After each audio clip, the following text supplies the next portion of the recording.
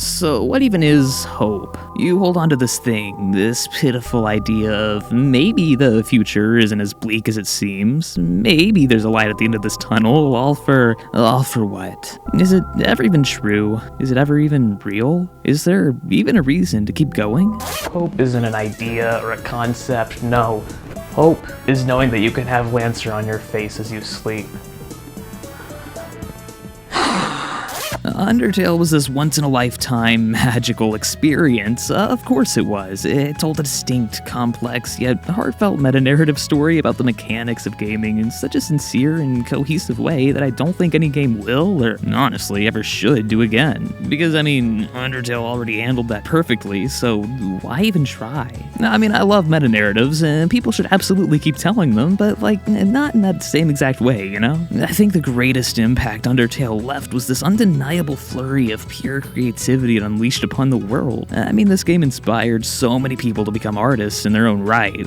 So many people started drawing, composing music, streaming, making their own games, and so on, just because of the impact this game had on them. It was a truly beautiful thing to see. I'm not even really sure there is another franchise, much less any single game on the face of this planet that's received as many fan works or alternate universe takes as this one did. But over time, Undertale sort of garnered this reputation of being, the gold standard of indie games, mostly because, it is that, undisputedly. If you gotta point at one that's the best, one that changed the world the most, near single-handedly, it is that one. But with that title, with that position, came this sort of desperation, this deep hunger from this new wave of indie devs influenced by this game to try not to forge for themselves their own legacy, to build for themselves their own grand world of their own design, their own creation, but to attach themselves in some way, shape, or form to Undertale to remind potential players, hey, you liked Undertale, right? Want to play it again, but not as good? And on the surface, back then, I never got that. See, I always figured, Undertale was this untouchable masterpiece, and indie devs should absolutely take inspiration from it, of course. Who am I to judge? I'm doing the same damn thing.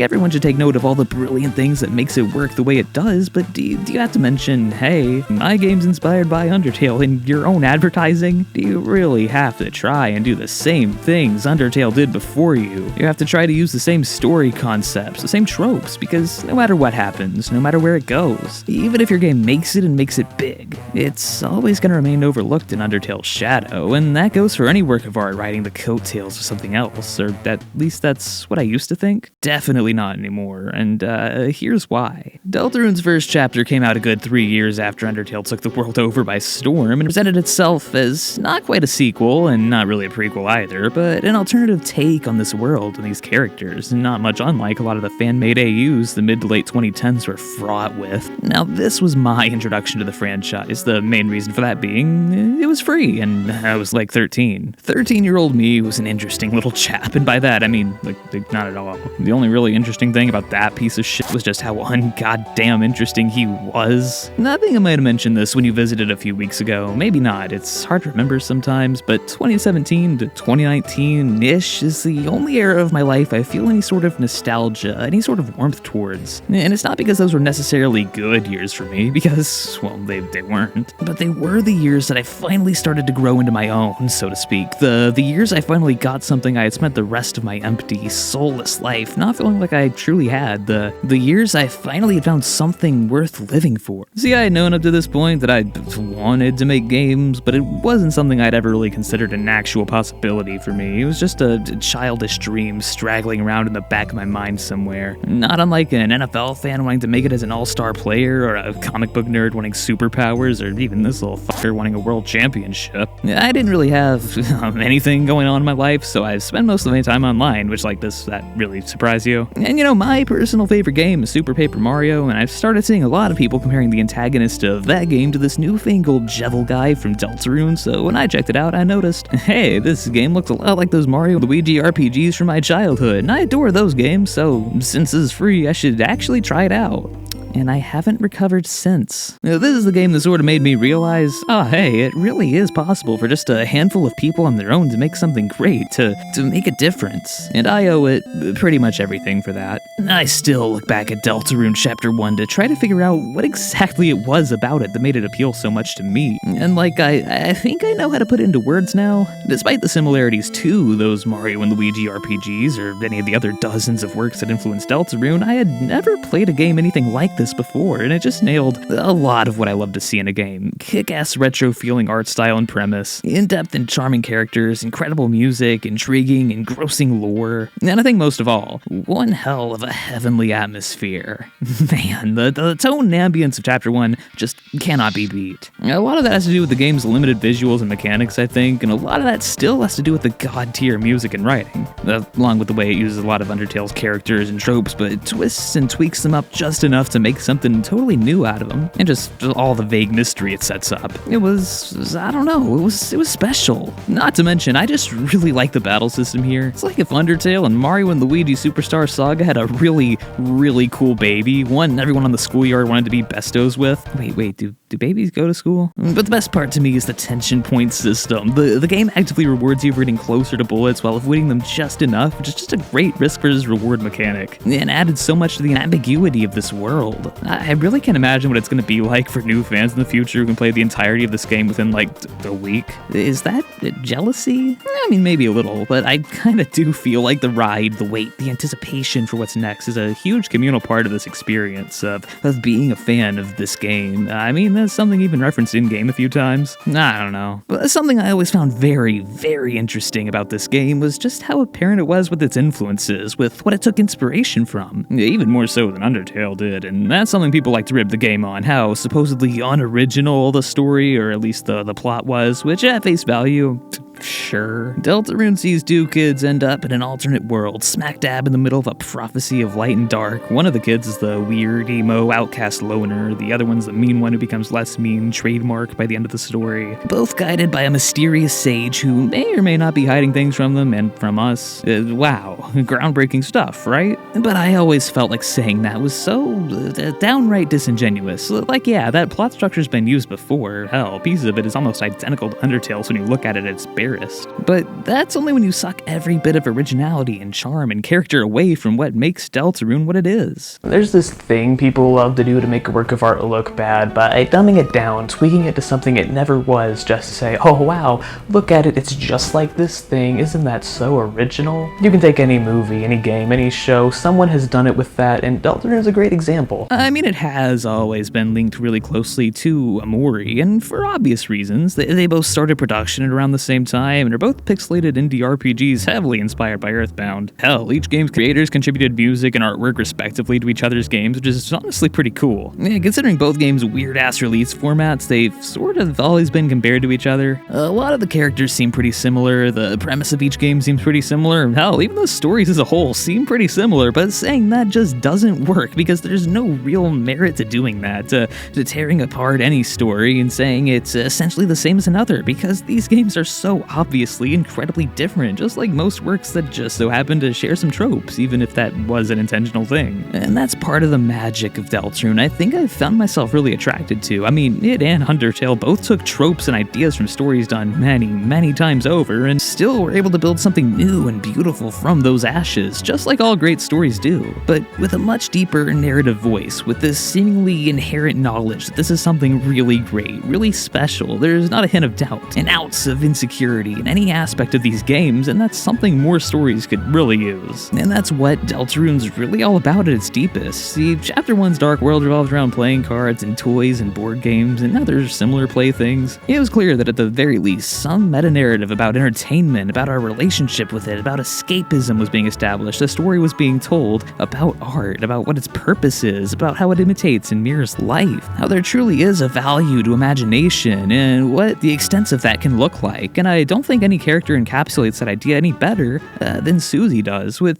an S. Each of these chapters sort of seem to latch onto one main character and explore at length their personas at their core, what makes them tick, what makes them who they are, and what can make them better. Better at handling their problems, better at just being people, what have you. And despite the fact that Chris is seemingly at least, the game's main protag, Chapter 1 unequivocally belongs to Susie. She's introduced to us as, well, that character. She's rough, she's crass, she's a bit of an ass, and everyone's afraid of her because she's scary as shit. And she's mirrored in the dark world by this absolute goof, by Lancer, the evil Chaos King's son who's about as scary as a bag of marshmallow gummy worms. And these two knuckle chucks get along like way too well. And it's funny because Susie tries like way too hard to be this cold, tough as nails creature, and that is juxtaposed by this absolute buffoon who, over time, you see Susie kind of start acting like, and it's not because his personality like rubs off on her or anything, no. It's because this is who Susie really is, this uncaring, mean-spirited entity. It's nothing more than a mere act, a front, a mask she puts on as a defense mechanism from everyone else due, in part to her inability to just fit in from the lack of acceptance around her. Like Lance's relationship, or lack thereof, with his dear old dad, I've always interpreted as a mirror of some sort to Susie's relationship, or lack thereof, with her own parental figures, whoever they may be. But through Lancer, through this world, through interactions and growing bonds with Chris and Rouse even, Susie doesn't change per se, she just allows herself to be who she actually is. And maybe it's just my own personal experience or whatever, but I find that when people allow you to be who you really are, when they accept you, you end up liking those people a lot more than anyone else. And that's what the dark world, that's what Chris and Rouse and Lancer provide Susie with. A chance to be real, a chance to be genuine, a chance to build connections, and that's the true reason for her change here, all culminating with her, in the end, quite literally standing up to the very personification of her facade in the Spade King. And it's not a total 180 either. She doesn't completely change the character or anything. She's still crude, she's still a punk, but you get to see her as her more honest self. It's really great because the game keeps bringing up how kind, how hopeful and optimistic and confident Susie is and grows to be. But they don't go and turn her into this gentle, hyper-feminine character or anything. No, she stays true to herself, and that's important. That's one of the best things about Deltarune's release structure to me, the fact that over the years we get to sort of see Susie grow as we grow with her in a way. And we got to see a good bit of that in Chapter 2 a few years later, which has always been considered the better of the two chapters, and is it? I mean, yeah, but like, maybe it is just because of the impact it had on me, but I do still kind of prefer Chapter 1, like, it changes every day, but I just prefer that chapter's tone and its soundtrack, and sometimes the simpler story appeals to me more. But oh my god, compared to Chapter 1, Chapter 2 was a massive upgrade in literally every way. It's undoubtedly better visually, it has much better gameplay and mechanics, its soundtrack rivals the first, hell, it even tops it in a lot of ways. The battle system is better. Honestly, the amount of improvement here is utterly baffling, and on its own, I think it's far and away the funniest goddamn game I've ever played in my life, and even comparing that to the rest of Deltarune, that's saying a lot. And Queen is a much better antagonist than King ever was. That's not to say he was bad or anything. No, he did great in his role of reflecting Susie's brutish nature, and his motivations, his goals, super solid. But Queen is a lot more complex. Instead of wanting revenge against the Lightners for abandoning the Dark World, she, like Darkners are supposed to do, just wants to make the Lightners' lives better. She wants to entertain them, to give them purpose. And what's the best way to achieve that goal, you may ask? By becoming a fascist dictator, of course. She's also kind of like a metaphor for the internet and stuff, and she represents Noelle's domineering mother, and Birdly, and maybe Toriel, I don't know, the jury's still out there. And she's a comic riot, and unlike King, she's actually a dominating force in the story. Well, he only got like one scene at the very end of Chapter 1. Lordy G heaven, she's got a lot going on. The meta-narrative from the first chapter goes even deeper here, this time centering around escapism through computers and tech and junk, but it's a lot more obvious, with this dark world revolving more so around Noelle and her struggle to be more assertive and independent, both from her mother and from this sack of chicken shit. Getting to see her and Chris reconnect after all these years and recoil from the implied tragedy of whatever the hell happened to Noelle's sister is a great development too, even if something does feel sorta off. Over the course of the past 2 days, it's becoming increasingly more noticeable to the people around them that Chris isn't Chris, or at least not in the usual sense. They say things they wouldn't normally say, they do things they wouldn't normally do. And as Chapter 1's ending sort of confirmed, that's because of us, because of our influence, because of our control over them. This isn't like a lot of RPGs where the protagonist is more or less a player insert. No, Chris is their own autonomous person with their own feelings, their own likes and dislikes, their own experiences that we've almost completely overwritten, that we've taken away. And unlike a certain Nico one-shot who takes that shit in stride, Chris doesn't really like being controlled by us, by the player, despite seemingly not having much of a choice, but that makes you wonder, just how far can your control over Chris go? The game gives you an inch, is there any way to take a mile from that? That was something Undertale was so well known for, the control you had. There were multiple different endings you could reach based solely on what actions you chose to take. But this game set up that no, there's only one ending, and your choices, no matter what you do, don't matter. I mean, you can't even kill your enemies here. And that's something Chapter 2 handled brilliantly in its notorious weird route. A sort of spiritual successor to Undertale's genocide route, which saw you track down and murder every single enemy in the game. See, there was just this certain magic in genocide, as weird as that feels to say. Maybe not magic, maybe atmosphere, maybe feel, but the game virtually threw everything at you that it could, so for the love of God, maybe you would stop playing, maybe you would give up, maybe you would delete your file, or at the very least turn back and reset and play the funny little innocent game Undertale is supposed to be. It tries to scare you into quitting, it tries to guilt you for what you've done, it tries to frustrate you with this behemoth of a battle, it tries to bore you to death, it tries to disappoint you, it even throws this effing guy at you as a last resort, but no matter what, you keep going because you have to know what happens, because you have to do it all, to take it all. And it's a real masterpiece. Except for the fact that it's also like a real bitch in the ass to play. Like you've got to grind endlessly through this world, now rendered empty and boring and lifeless to find and kill everyone, and it's a real chore. But hey, that was the whole point. It's not supposed to be fun to play through this route because of your actions. All the charm of Undertale has died, and it does a phenomenal job at making you feel like just an absolute scumbag for killing the underground. It's a hauntingly amazing artistic experience, all about exploring the grind set mentality in gaming, and I didn't think there would ever be any way to follow up with that.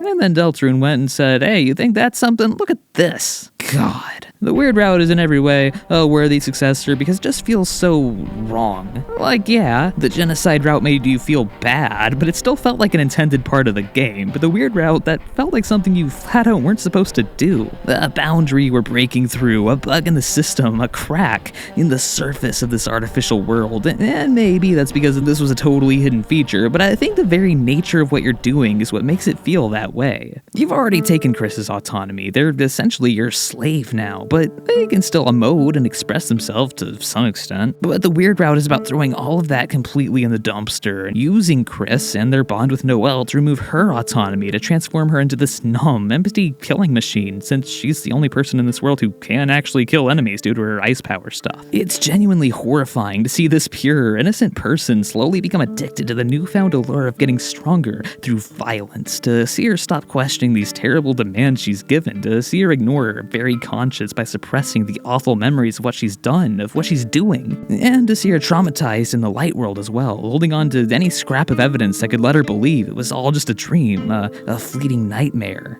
Like, damn, man. But what's even more interesting is how the world reacts to your actions, and I don't just mean the other characters, I mean the very soul of Deltarune itself. Like when embarking the genocide route, Undertale, like I said, basically did everything it could possibly think of to make it stop. But it's different this time. No, this game knows it's all hopeless. There's no point in even trying, and it just tries to get the game over with as soon as possible. All the bright, happy stuff, the emotional, fulfilling stuff is kind of just skipped over now. There's not even a real final boss anymore. So the game just shrugs its shoulders and throws Spamton Neo at you, and oh yeah, he exists. That's why, aside from all his hilarious quirks and deep lore and awesome theme songs, I think Spamton really made it big. Because if I've said it once, I've said it a dozen times, cohesion is what really makes a game something special, and Spamton embodied exactly what Chris wants most. And that's the pursuit of freedom from the very entity pulling their strings, namely us. Man, these games know how to make us feel kind of shitty for playing them, but to be fair, it's not like we want to be here either. We were promised our own form, our own blank avatar to fill the shoes of. We just ended up in this one for one reason or another. That's not really our fault. Like, from that lens, we're in the same boat as Chris, really. But enacting the weird route, yeah, that's all on us. Either way, Chapter 2 is great. In some, it's not as good as George Foreman's KO boxing, but it's like, come on, I can't expect every game to be on that level. I love all the wacky hijinks and the moments of sheer dread and tenderness found in its main route, and I mean, the weird route speaks for itself. Like, come on, I just spent give or take 1,000 words rambling rambling about it, but whatever. It did take a few more years to get chapters 3 and 4, and in that time, I think Deltarune has reached this sort of legendary status, and it feels so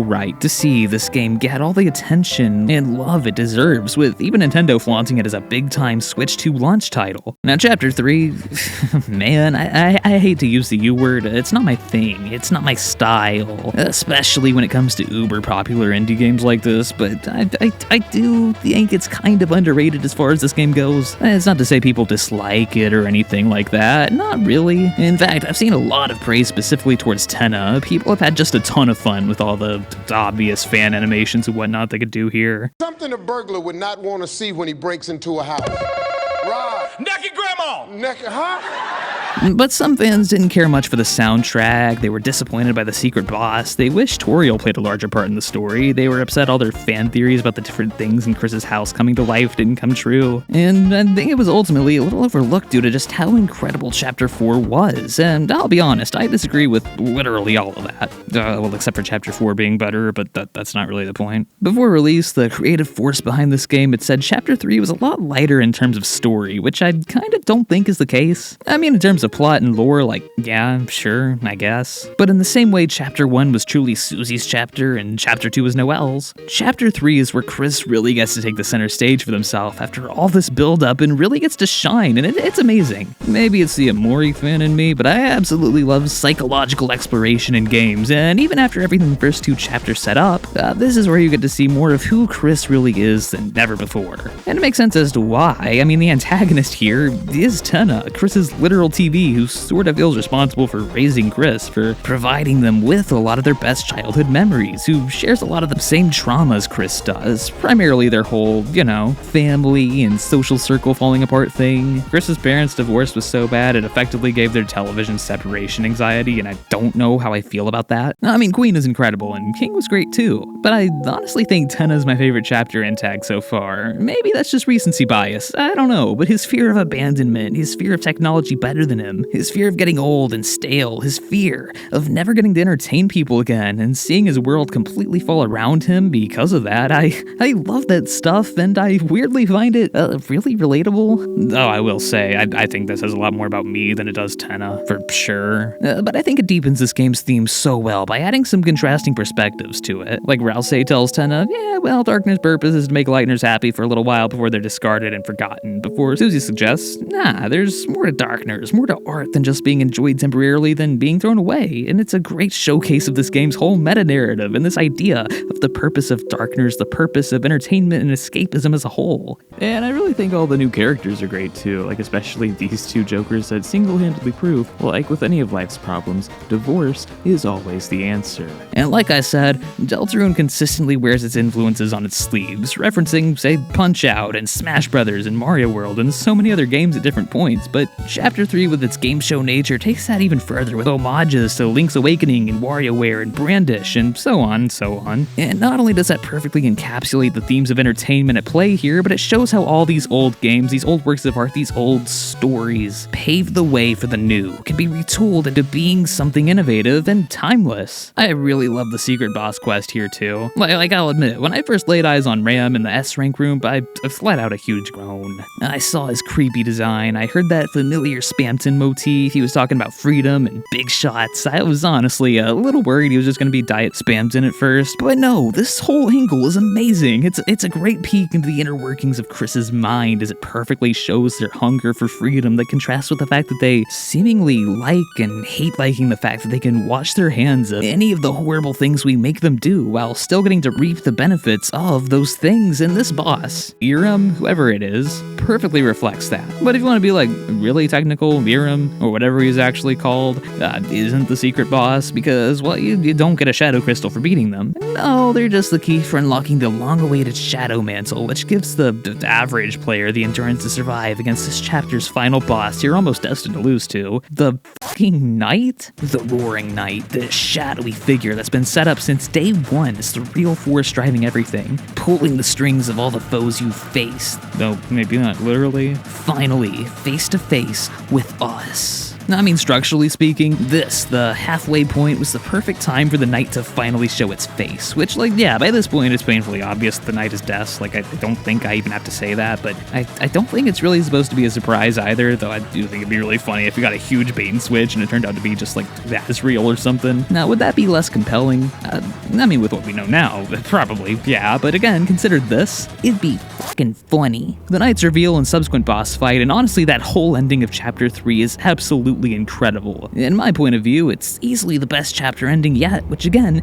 is saying a lot. And being among the first to witness it was honestly really incredible. That is my story, and goddammit, I'm sticking to it. See, I work a stinking dead-end retail job, and specifically night shift. And let me let you in on a little secret. I fucking hate night shift. So to reclaim time a little bit for myself, I usually sleep about 3 to 5 hours a day during the day, so that way I can have time after I get home from work to procrastinate working on my game. Do I like it? No, but it's effective-ish. But do you really think I slept the day this came out? The very thing I've been waiting for the past 7 years? No. The very second I was able to, June 4th at 10 a.m. sharp, I was all over this thing, but I just had to work a few hours later, so that meant basically getting no sleep.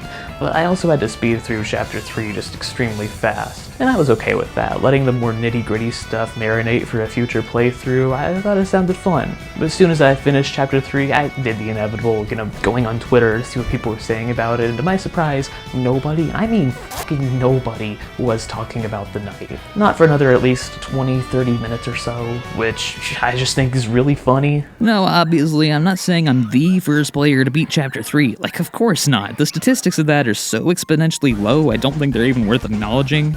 But they're not exactly zero now, are they? Also, last weird note, one of the things I've seen even like the most dedicated Deltarune diehards say is that they were really upset, or at least disappointed, that Chapter 3 didn't have an original ending theme, it just used the Chapter 2 credits. I don't know, for me, I was watching that scene play out in real time, and the first thing I thought before it faded to black was, man, I kinda hope they use the Chapter 2 credits theme, because I feel like it would fit perfectly. And it does. And it makes sense too, it happens on the same day, but like, I don't know, there's just something about that song that instills so much curiosity, mystery, intrigue. It just works perfectly, and I don't think there needed to be another new credits theme here. But regardless, I just mean getting to experience this in real time was borderline magical. That's why I'm so curious how the legacy of Deltarune will hold up for future generations, for people who won't have to wait so long to play through each chapter, those fucking bastards. Chapter 4 is the best one so far. Like, I don't think it's even worth arguing against. Even as much love and as much appreciation I have for the other chapters, even as much as I owe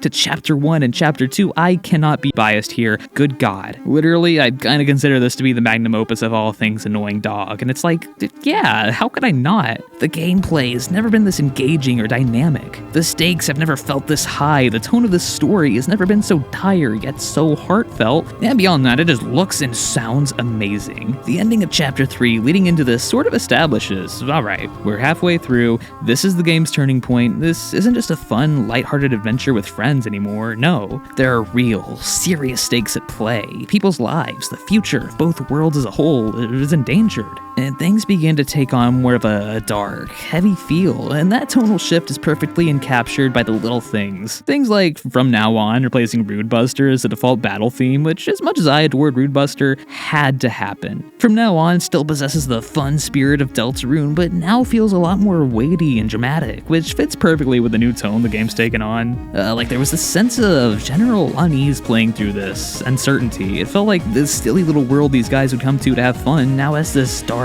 worrisome undercurrent infecting it. I could probably spend hours just talking about the music of this chapter, which, like, yeah, Tree, Fountain, Forest, these games have incredible music, I know. But I genuinely think this chapter's soundtrack breaks the very laws of physics and logic just to exist. It's bat nut insane. Not only does it capture each story beat absolutely perfectly, but it captures the treacherous tone of this chapter. The music consistently brings up old ideas from past chapters and even from Undertale, and then completely subverts them into bearing a new meaning, which is really what this chapter is all about. Now, I could be wrong, but I feel like it's definitely the longest chapter. Like, there's easily a solid hour or so of content before the main plot even starts. You got the hilarious fake Mike boss fight, all the other new additions to Castletown, and a lot of great stuff in Hometown too. The church stuff, iconic. If churches in real life sold sick fruit juice, I might actually go back. The diner scene, the black screen with some text over it, is randomly really touching. You can't miss it. And then there's the cool-ass lesbian stuff as to be expected. I really love this whole sequence. Not only do you get a ton of insight and chemistry with Noelle and Susie, and a little bit of insight regarding Des, who canonically smoked the weed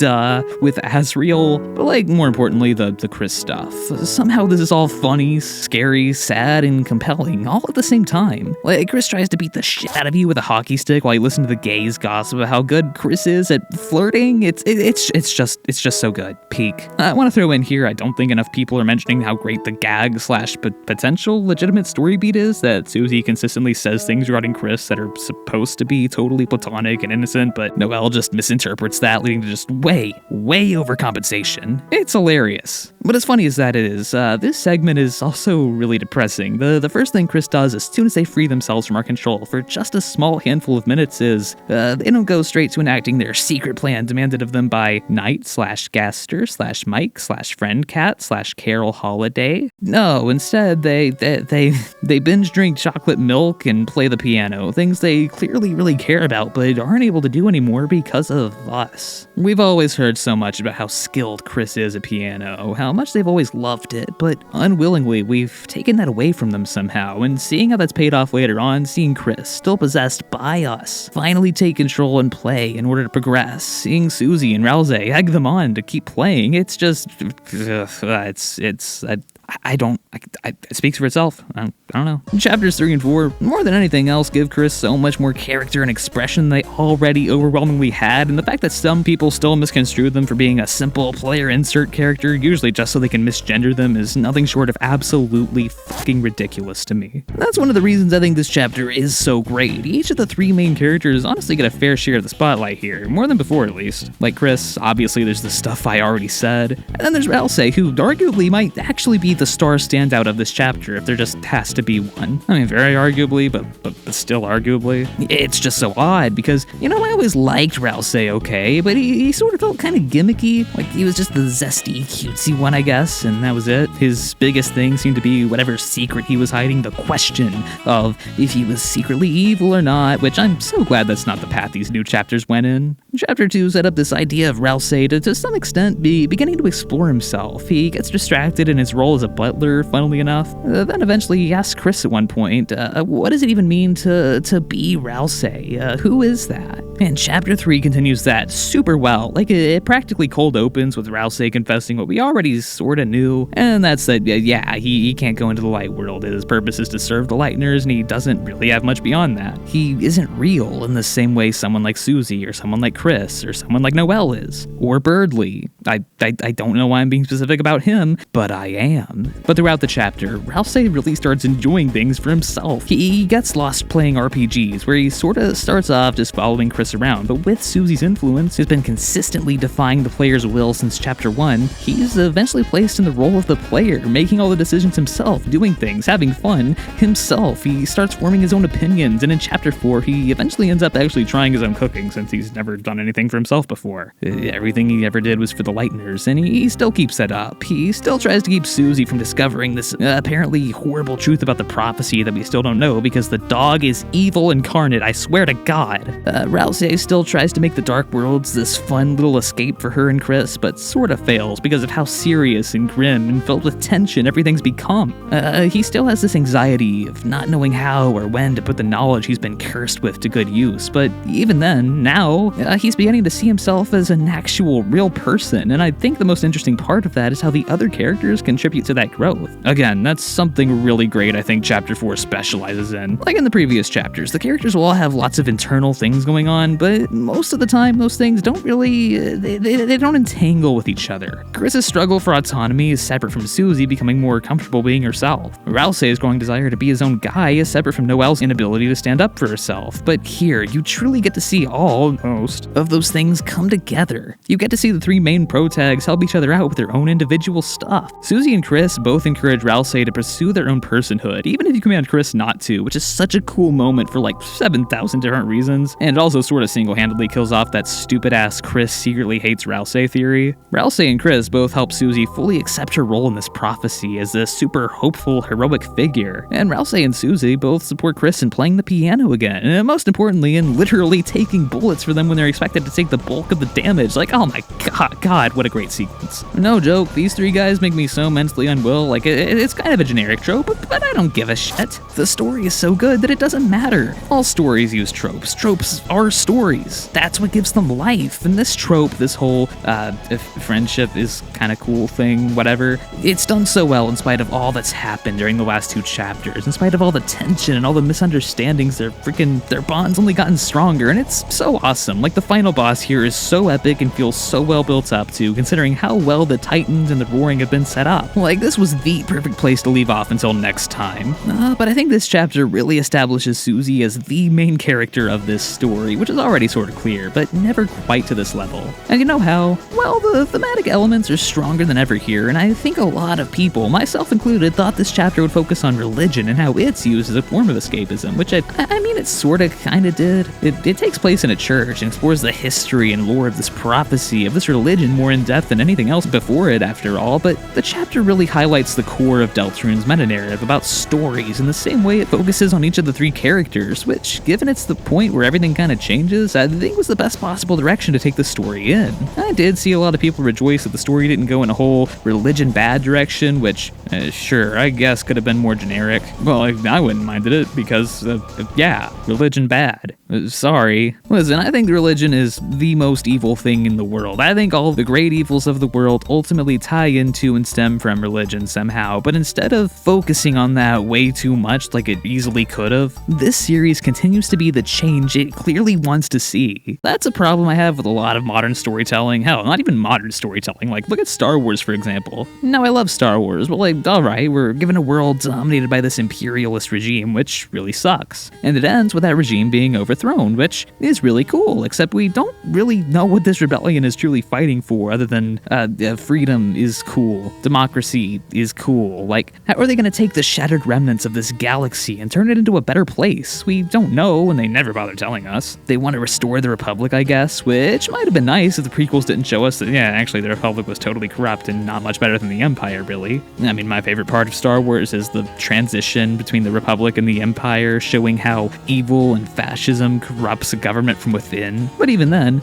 we don't really know the rebellion's vision for a proper government. Honestly, the New Republic falling apart in the sequels kind of makes sense when you think of it that way, and it would have been a good narrative choice if, well, the sequels didn't make the exact same narrative choice of not really showing us a better potential future. At this point, the only possible reality for the Star Wars universe is bad guys take over galaxy, good guys defeat bad guys immediately come back and take over again, repeat. Which, hey, looking at the real world, looking at what's really happening in the US right now, I mean, honestly, it might be more realistic than anything else in that universe. But Undertale prided itself on not doing that. We're shown an underworld of monsters betrayed, cast here and trapped by humanity, suffocating under this small little mountain. If there's an excuse to paint a society of dark, bleak hopelessness, it's here, but no. Instead, we're shown genuine hope for a better future, for a society of peace between the two races, which is really refreshing. And Deltarune does the same with his church. We see religion based in, well, actual reality, whose whole point pretty much boils down to be nice to people. It's a strong, caring, tolerant community that offers sick-ass fruit juice. Like, this is what religion should be if it just has to exist. And I think painting an optimistic picture of what could be, instead of just a grim, gray, depressing one of what is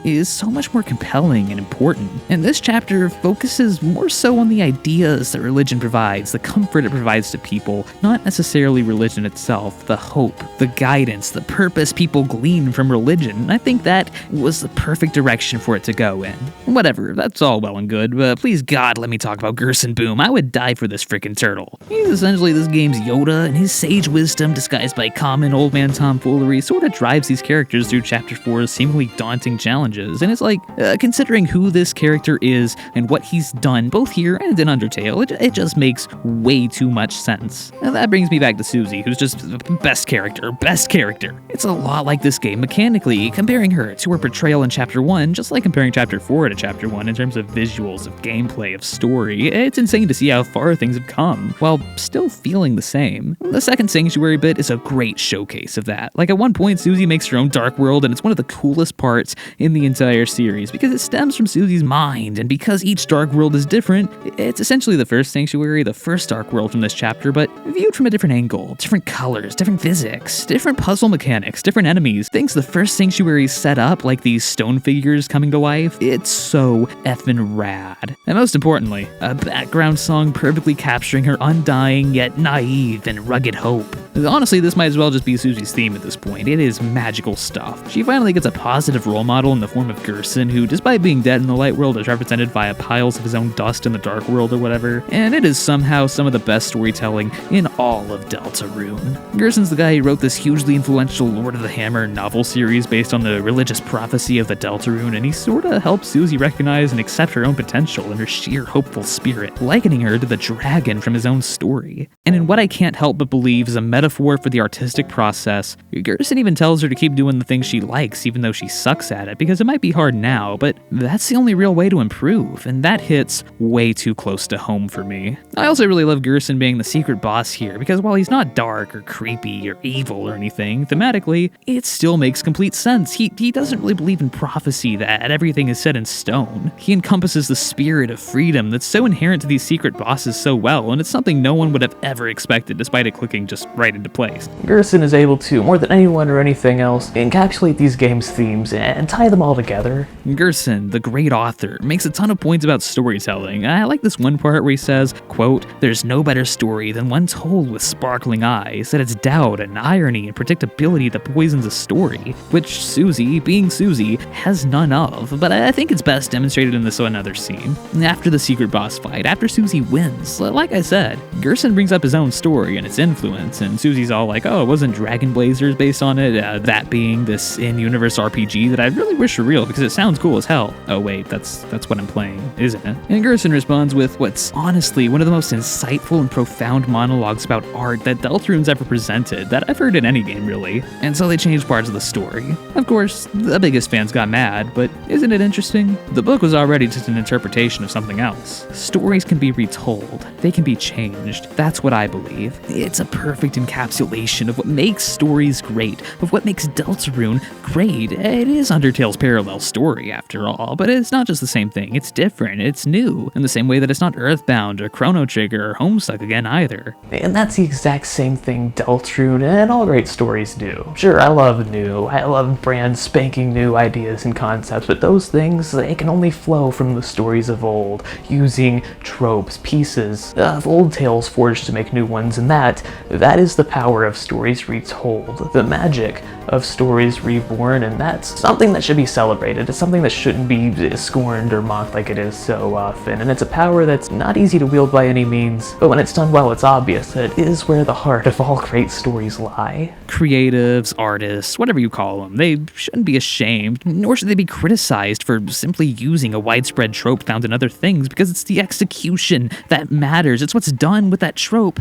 that really matters. At Deltarune, Undertale, honestly most indie games, their creators are generally super transparent about what games, whether they're pieces from other mediums, influence their creations. Most of the time it's apparent to those in the know just by playing the damn thing. And that's not a bad thing at all. Inspiration isn't the same as ripping something off, doing the same thing again with no variants. It's not in any way a disservice to what's come before, no. When done right, it's the purest way of keeping that original work spirit alive. Not just by emulating it in some ways, but also by perpetuating its legacy. I mean, I don't think games like Brandish or Off or Cave Story or this one I don't know how to pronounce, or even bigger ones like Chrono Trigger or Earthbound would be anywhere near as discussed as they still are in the modern day, if not for indie titles like Undertale and Deltarune paying homage to them, which is just beautiful to see. I brought up earlier my failure to get why some games influenced by Undertale tried playing things so close to the hip. But I understand now that simply saying, my game's inspired by this other game, and that putting that inspiration on full display, that's not ripping that original work off by any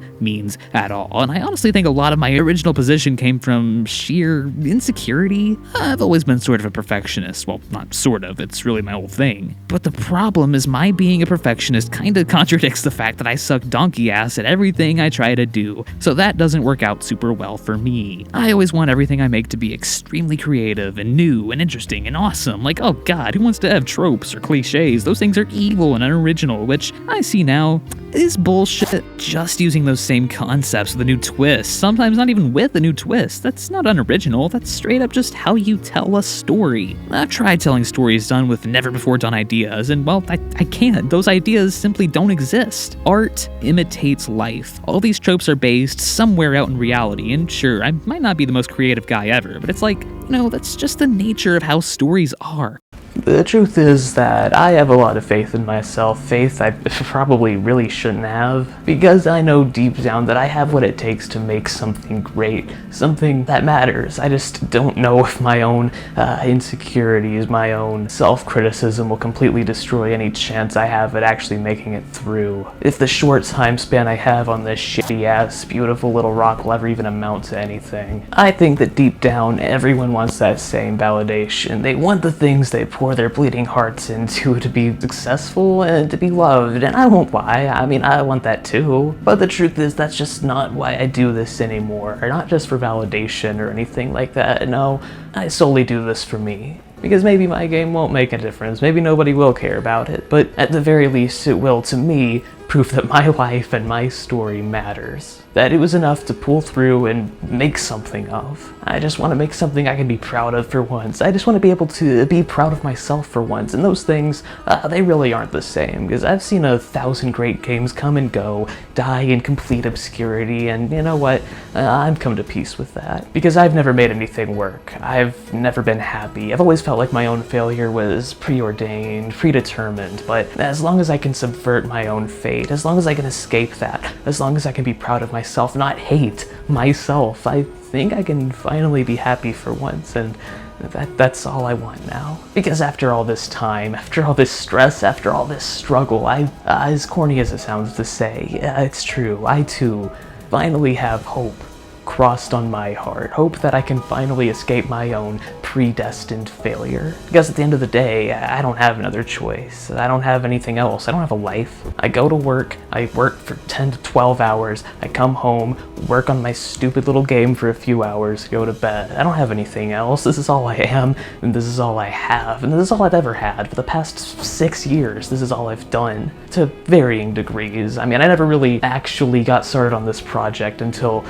much more recently, but I spent those years putting it off, dreading, just wallowing in my own misery, but that's not something I can do anymore. Because this, making art, making my game, my own little world, it's the one thing that gives me the rapidly waning sense of courage to get out of bed every morning that other people thrive on. It's the one thing that gives me any sense of fulfillment, any sense of hope. I can't just leave that behind now. I can't move on. The risk, the struggle, the constant, never-ending anxiety, every second of the day that this could fail, that I've wasted the supposed best years of my life, that it was all for nothing. That's all that keeps me going forward now. The comparison to other great things that drives me to try to make great things. That's what keeps me going, and I think Deltarune was always a great example of that, as far back as I can remember. Especially something like Chapter 4, which felt like this incredible unleashing of something that's been built up for so long, a very warranted flaunting of sheer talent and creative passion. And that's something that really stuck with me, because I think the main guy behind the game's development sort of knew that. Because I'll be real, what he did took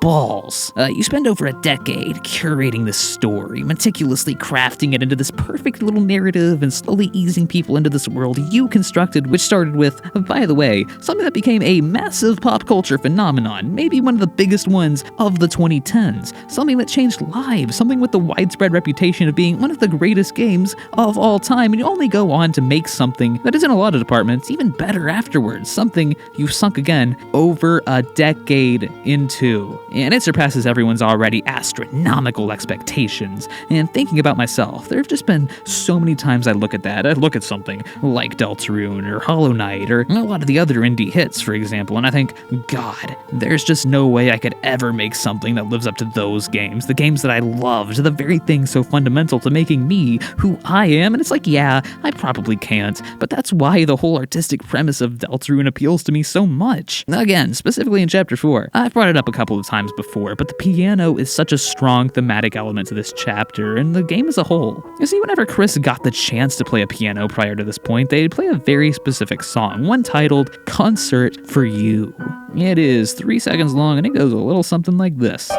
That's it. The only time they ever feel comfortable playing the piano at all, aside from when Susie and Rousey encourage them to, was this brief, tiny window of time where not only are they free from our control, but when they're under the impression that we have no chance of hearing them play. Why exactly that is? I don't know, like, it's definitely a thing. It's not that they can't play because of us, as, well, they absolutely can. They simply choose not to, so it might just be a, grr, you possess me and make me do weird stuff I don't want to do, so fuck you, you don't get to hear me play out of spite. And I could totally be wrong here, but that's not really how I read this. It's not like we truly make Chris do things they don't want to do. If they want to resist our control, they can and occasionally do. Even regarding the weird route, we know now Chris would never do what we compel them to do. They'd even try to undo it all against our will. They hate us for instigating it, and rightfully so, but we know that in some perverted way they enjoy it and take solace in the fact that they don't have to take full responsibility for their actions, for our actions. Chris's relationship with the piano is something that I just struggle to find the words for, but it's handled